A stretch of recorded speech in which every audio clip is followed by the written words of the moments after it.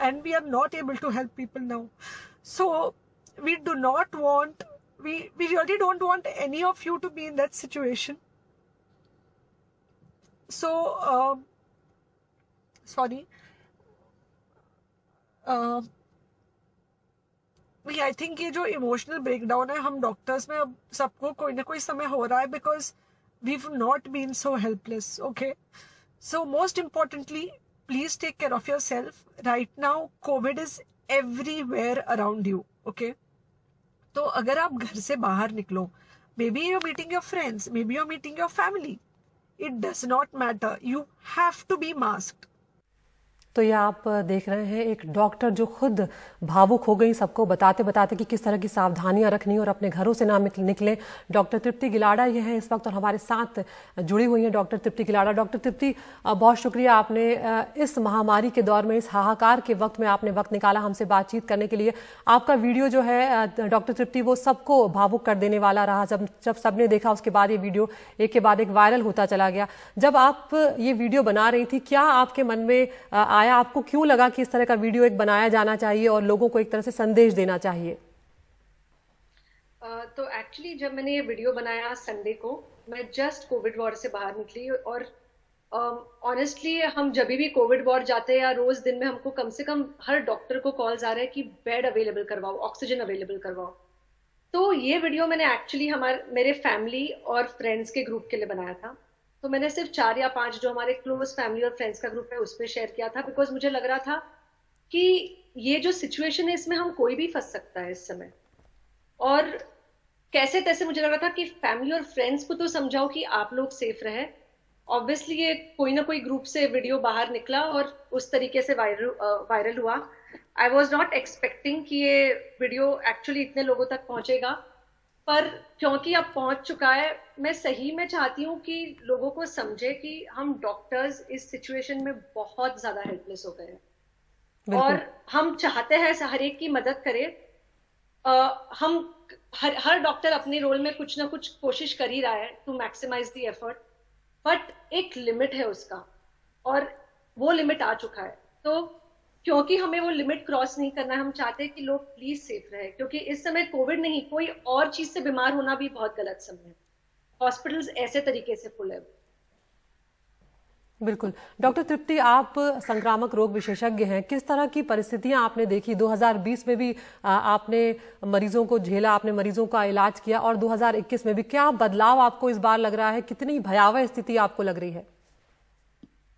जब 2020 में हमारा पीक आकर गया, बॉम्बे में सिचुएशन काफी ऐसे ही थे, आईसीयूज फुल थे. सिर्फ उस समय जो अलग था, हमको उस समय कभी ऑक्सीजन का शॉर्टेज नहीं आया. ओके, तो वो जो इस बार जो ऑक्सीजन का शॉर्टेज आ गया है, ऐसे लग रहा है कि इंसान को सांस लेने के लिए ऑक्सीजन भी नहीं है. इससे बुरा क्या हो सकता है? जो एक दूसरा पॉजिटिव चेंज है 2021 में वो है कि 2020 में कोविड के लिए बहुत डर था, बहुत स्टिग्मा था. लोग बाहर अपने डायग्नोसिस से बाहर आने की कोशिश नहीं करते थे, शायद घर पे रहते थे. अब वो जो स्टिग्मा और डर है वो डेफिनेटली कम है. लोगों को समझ रहा है कि कोविड किसी को भी हो सकता है, कभी भी हो सकता है. और वो जो एक स्टिग्मा चला गया है उस वजह से यस, पेशेंट्स जल्दी हॉस्पिटल आने लगे हैं. पर हॉस्पिटल लोग जल्दी आ रहे हैं, पर अब हमारे पास हॉस्पिटल में जगह नहीं है. तो ये हम बहुत बुरे साइकिल में फंस गए. बिल्कुल. डॉक्टर तृप्ति, यहाँ पर हम लोग जो मीडिया वाले हैं उनके पास भी बहुत फ़ोन आते हैं मदद करने के लिए, और हम फ़ोन पर ही लोगों को रोते हुए जब सुनते हैं, उनसे जब मदद मांगते हुए अपने आप को बहुत बेचैन पाते हैं, बहुत हेल्पलेस पाते हैं, जिस बात का जिक्र आपने भी अपनी उस वीडियो में किया है. तो जब आप लोगों के पास इस तरह की स्थिति आप लोग सामने देखते हैं, तो मैं ये जानना चाहती हूँ, वो डॉक्टर्स जो सामने इन चीज़ों को देख रहे हैं, उन मरीजों को सामने से देख रहे हैं, उनकी क्या स्थिति होती है? जब आप लोग आपस में बात करते हैं तब आप लोगों के बीच में क्या बातचीत होती है? क्या आपको लगता है कि बहुत कुछ कमी रह गई? 2020 में जो गलतियां थी उनसे कुछ सबक लेना चाहिए था, स्थितियां और बेहतर होनी चाहिए थी, जबकि यहाँ पर उल्टा होता हुआ नजर आ रहा है? ये तो डेफिनेट है कि हमको जो 2020 में सबक लेना चाहिए था. इनफैक्ट 2020 में हमारे पास कोविड के बारे में इतनी जानकारी नहीं थी. ये एक्चुअली कैसे फैलता है, कितना फैलता है, बेस्ट प्रिवेंशन टेक्निक क्या है, ये सब हमें इतना डिटेल में नहीं पता था. 2021 में हम बहुत ज्यादा आगे आ चुके थे इंफॉर्मेशन के साथ. बहुत सारे स्टडीज थे, बाकी देशों का एग्जाम्पल था। जैसे अगर आप देखोगे साउथ ईस्ट एशिया के जितने देश हैं, जापान, मलेशिया, उन्होंने ब्यूटीफुली कंट्रोल किया है कोविड, सिर्फ एक चीज से, मास्किंग। इतना क्लियर एविडेंस था, और फिर भी आई थिंक हम लोग एज एन एंटायर सोसाइटी और कंट्री इसमें बहुत मिजरेबली फेल हुए हैं, और ये उसी का नतीजा है जो हम सेकेंड वेव देखते हैं। ये भी आपसे मैं जानना चाहूंगी कि आपको जब हम लोग रोते हुए देख रहे थे उस वीडियो में, तो काफी सारे लोग बात कर रहे थे। जब आप लोगों की आपस में बातचीत होती है, कई बार हुआ होगा, ये तो कल वीडियो की बात है, जब आप लोग अलग से बात करते होंगे कि ऑक्सीजन भी नहीं दे पा रहे हैं, बेड्स भी नहीं है, आपके सामने मरीज की जान कई बार चली जाती है, और कुछ ऐसे भी होंगे डॉक्टर तृप्ति जो आपके अपने साथी भी शायद आप लोगों ने गंवाए होंगे जो खुद डॉक्टर होंगे। क्या उस सब के बारे में जब आप लोग बातचीत करते हैं आपस में, तो किस तरह से उस बात को शेयर करते हैं, क्योंकि आप लोग भी एक बहुत बुरी मनस्थिति से गुजर रहे हैं इस वक्त? तो ऑनेस्टली बताए तो as a part of medical practice हम धीरे धीरे सीख चुके हैं कि जब पेशेंट को हम ट्रीट कर रहे हैं, हम हमारा इमोशनल जो आउटबर्स्ट होता है हम वो बहुत साइड में रखते हैं। तो हमको समझ रहा होता है कि हेल्पलेस सिचुएशन है या हम कुछ कोशिश कर रहे हैं। It's always a team effort, एक बड़ा टीम होता है एक पेशेंट को ट्रीट करने के लिए या बचाने के लिए। तो ये डिस्कशंस काफी बार होते हैं। ऑनेस्टली स्पीकिंग, ऐसा जो इतने एक्सट्रीम जो इमोशनल ब्रेकडाउन होता है, आई थिंक ये हमारे साथ शायद घर आकर होता है, जब हम बैठते और सोचते क्या चल रहा है दिन भर। हॉस्पिटल में यूजुअली हम इतने इमोशनली ब्रेकडाउन नहीं होते, बट ऑब्वियसली वो जो हेल्पलेस फीलिंग है और जो डिस्कशन होता है कि नेक्स्ट चीज क्या करें, हमारा जो पूरा मेडिकल फ्रेटर्निटी है, जो हमारे पास एग्जिस्टिंग फैसिलिटीज है, उससे हम लोगों को हेल्प मैक्सिमाइज कैसे करें, उसमें छोटे मोटे स्ट्रैटेजीज हम हमेशा सोचते रहते हैं और कुछ इम्प्लीमेंट हो भी पाते हैं, but it's an ongoing process. पर ये जो फिलहाल सिचुएशन है, आई थिंक ये हमने किसी ने कभी नहीं देखी, एंड हम सब डॉक्टर्स होप करते हैं कि ये जल्दी से जल्दी खत्म हो। कई डॉक्टर्स भी इस दौरान, इलाज के दौरान कोरोना की चपेट में भी आए, और कुछ डॉक्टर्स ने देश में भी, मुंबई में भी अपनी जान खोई है। क्या आपने भी इस तरह से कोई अपना साथी खोया है या इस तरह की स्थिति में उसे देखा है? हाँ जी हाँ, आई थिंक हर डॉक्टर ने या तो किसी अपने हमारे दोस्त को या हमारे दोस्त के परिवार वालों को देखा है। इनफैक्ट हमारे काफी कुछ कलीग्स है या उनके फैमिलीज है जिन्होंने उनकी जान गंवाई है। इनफैक्ट ऐसे कभी कभी होता है कि डॉक्टर तो कोविड से निकल जाता है, पर वो जाकर जब घर पे किसी को इन्फेक्शन होता है, इनफैक्ट किसी के डैड की डेथ हुई है, तब एक्चुअली ऐसे लगता है कि मेरा मेडिकल प्रोफेशन ही मेरे फैमिली के लिए एक कर्ज बन चुका है। वो इतना सैड फीलिंग होता है कि मैं एक तरफ पेशेंट्स को बचाने की कोशिश कर रही हूँ और उस बार्गेन में दूसरी तरफ हम हमारे घर वाले खो रहे हैं। तो it's actually a very difficult balance, but I think honestly speaking the doctors, all the frontline workers, हम डॉक्टर्स, स्टाफ और जो पूरा सपोर्ट स्टाफ है उनके बिना काम नहीं कर सकते। आई थिंक ये सिचुएशन में they are really coming forward with absolutely selfless service. बिल्कुल, जिस तरह की स्थिति आप लोगों के सामने पेश आ रही है, हम लोग सिर्फ अंदाजा ही लगा सकते हैं, और यही वजह रही कि हम आपसे बातचीत भी कर रहे हैं डॉक्टर तृप्ति, ताकि लोगों को पता लगे कि डॉक्टर्स क्या कुछ झेल रहे हैं, वो खुद किस तरह की परिस्थितियों से गुजर रहे हैं। कहीं जहां पर वो एक तरफ इलाज करते हैं, दूसरी तरफ अपने परिवार वालों का इस संक्रमण में आने का डर रहता है, और दूसरी तरफ ये जो आसपास अपने माहौल देखते हैं, दिन भर 12, 13, 14, 15 घंटे उन्हें काम करना पड़ रहा है। अब कई बार आप लोगों को बहुत ज्यादा ओवर ड्यूटी करनी पड़ती है, खुद की तबीयत भी खराब हो जाती है।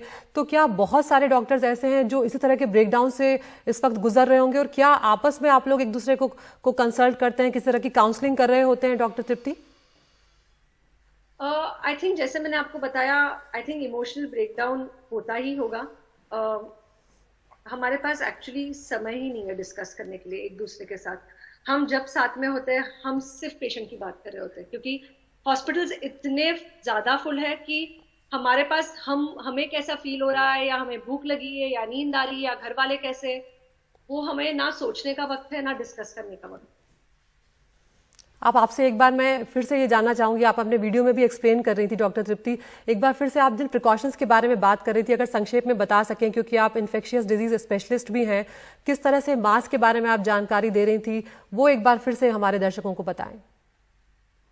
तो मैं सबको ये बताना चाहती हूँ कि अगर एक जादू की छड़ी हमारे पास वो है तो वो है मास्क।